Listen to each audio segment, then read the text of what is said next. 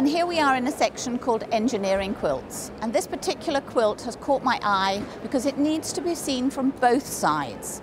And usually we forget about the back, but Roy Dickinson, it's unusual to have a male quilter in our world, has actually made sure that we don't forget about the back. And this lovely Venetian figure really talks to us from both sides.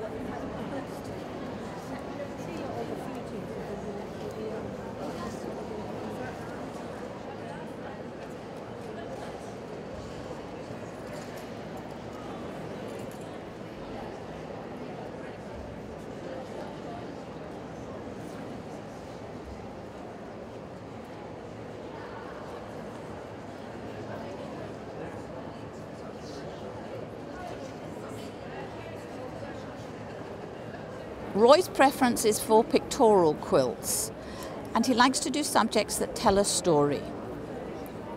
He's very interested in using light and shade, and therefore metallic fabrics and threads, as well as beading and other embellishments, create light, shade and movement in his work.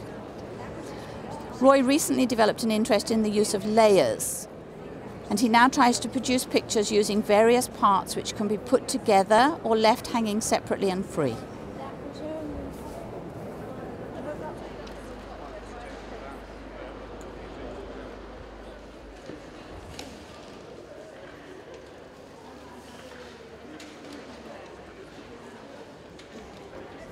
This section of the travelling show is called Discovering the Rainbow by Deacon.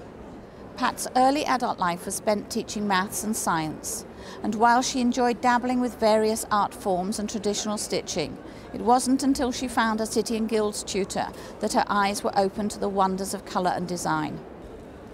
It took a while to realise that her preference was to work with bold rainbow colours, but now it's the combination of abstract geometric shapes and bold colours that characterise her work. Colour Rising, 2008. This quilt was initially constructed in all white fabrics and in as many different fibres as Pat could find, which included silks, cottons, linens and satin. And the intention was to dye the quilt once completed. Each fabric has then taken up the dye slightly differently, and it's been intensely quilted, but the quilting is quite simplistic.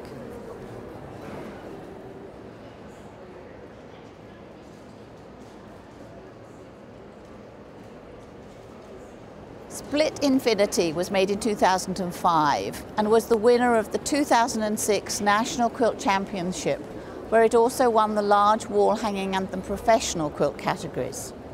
The superimposed wrapped rings are in fact polythene toilet washers. They come in an amazing range of sizes.